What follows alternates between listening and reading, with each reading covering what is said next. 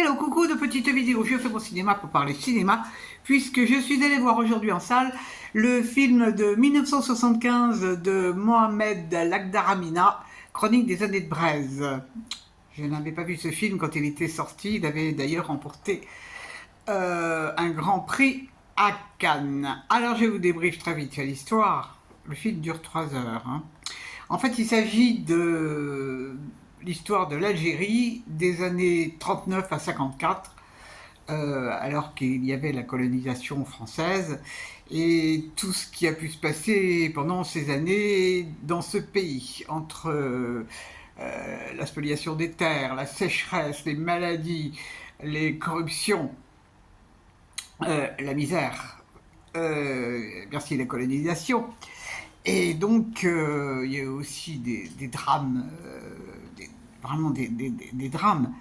Et donc, Lagdaramina nous conte tout ça de façon très, très, très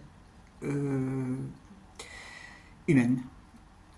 Mais, donc j'ai adoré ce film parce que c'est un monument, c'est un monument. Je suis né en 1949, mais j'étais gamine quand il y a eu la guerre d'Algérie et je ne connais pas vraiment tous les détails. Et là, on nous en donne des détails sur la colonisation. Et c'était quand même quelque chose. Et alors, ce qu'il y a, c'est que c'est un film qui est extrêmement poétique. C'est ça qui est incroyable, parce qu'on y voit. Bon, le film est centré sur quelques personnages, bien sûr, et il y a notamment un personnage qui, pour moi, est essentiel, c'est le personnage du fou, le fou du village. Parce que cet homme qui est soi-disant fou, tout au long du récit, va commenter. Dans sa folie, il dit la vérité, il dit les choses.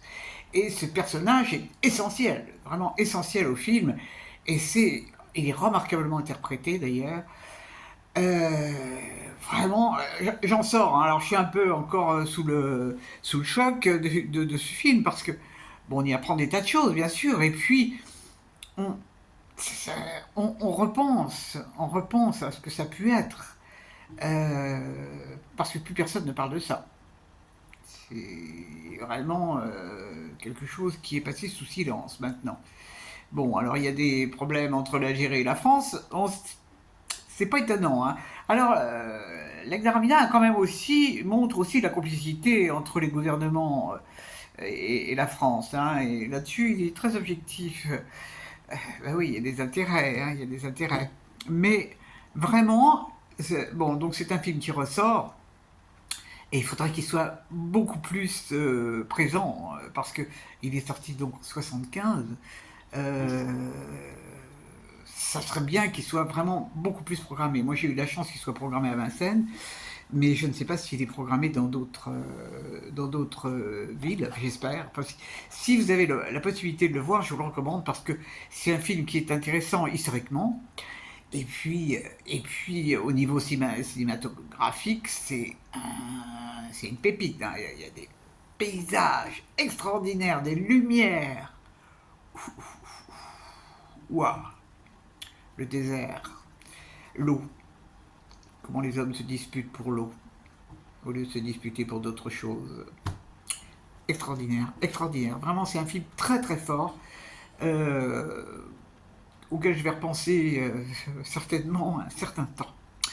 Voilà, voilà. Ça n'est pas, c'est pas drôle, c'est pas un film drôle, mais on peut pas voir tout le temps des films drôles. Et puis, je préfère ce genre de films qui disent des choses à d'autres absurdités que j'ai pu voir dernièrement. Wally Walou. Donc, ça s'appelle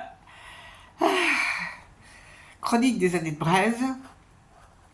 Et c'est un film dont je mettrai l'auteur et les interprètes en annexe.